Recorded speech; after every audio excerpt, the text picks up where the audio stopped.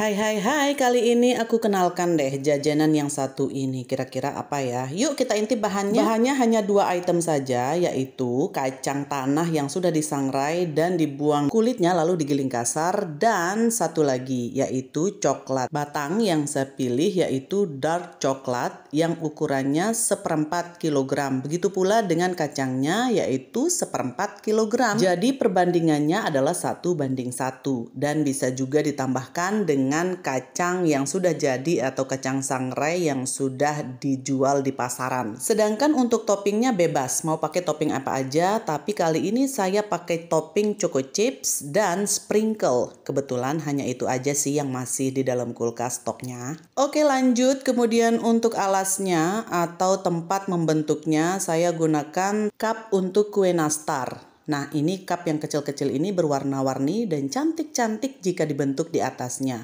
Sebelumnya kita susun dulu di atas nampan agar lebih mudah untuk kita isi dengan coklat kacang yang akan kita buat pada kali ini.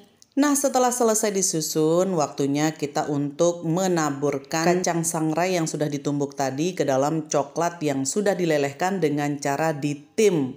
Nah ini lalu kita aduk-aduk menggunakan sendok dan setelah tercampur rata kita akan membentuknya dengan segera. Karena kalau tidak dibentuk dengan cepat ini akan mengeras dan lebih sulit untuk dibentuk. Oh ya, untuk takaran 1:1 tadi sesuai selera ya. Karena yang ingin menggunakan banyak kacang atau yang lebih senang kacang bisa menggunakan kacang dalam jumlah yang lebih dari takarannya. And now kita waktunya membentuk-bentuk di atas cup-cup yang sudah berjejer rapi ini. Nah ini saya pindahkan cup ini karena yang tadi takutnya tidak muat di dalam kulkas. Takaran untuk 1 cup ini sebenarnya 1 sendok makan. Cuman saya pakai 1 sendok teh aja agar jadinya lebih banyak. Biasalah prinsip ibu-ibu. Sebenarnya agar lebih mudah dimakan saja. Karena sekali hap langsung masuk ke mulut. Tidak perlu lagi digigit-gigit. Setelah semua kuenya terbentuk di dalam cup ini, maka waktunya untuk memberikan topping. Dan ini toppingnya saya kasih yang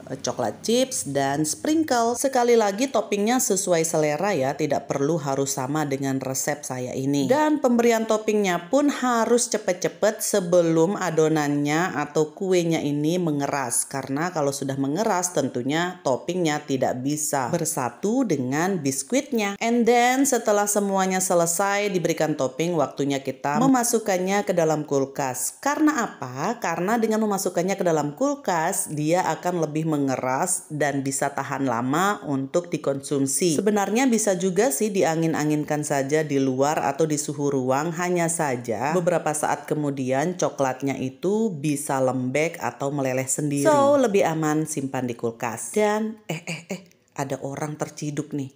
Ini mau mengambil coklat yang tadi kita buat. Katanya sih mau icip-icip sedikit. Dia sebenarnya tidak begitu suka coklat apalagi kacang. Tapi dia mencoba biskuit yang satu ini dan katanya enak dong. Rasanya tidak terlalu manis karena kita tidak menambahkan gula 1 sendok pun. Dan ini pure manisnya itu hanya berasal dari coklatnya saja. Dan cemilan ini aman untuk anak-anak. Setelah dimasukkan dalam kulkas sekitar 20 menit waktunya dikemas di dalam toples agar tidak makan tempat di kulkas. Dan setelah dikemas ini tentunya kita masukkan kembali ke dalam kulkas. Jika ingin dimakan langsung juga bisa karena kuenya sudah mengeras dan siap untuk disantap. Nah, pekerjaan ini sebenarnya bisa melibatkan anak-anak kecil karena kalau dengan dilibatkan mereka sangat bahagia dan senang bisa berkreasi di dapur. Jadi bukan anak cewek aja loh yang masuk dapur, dan walaupun cowok kita juga harus mengajarkan kepada mereka untuk mandiri dan bisa berkreasi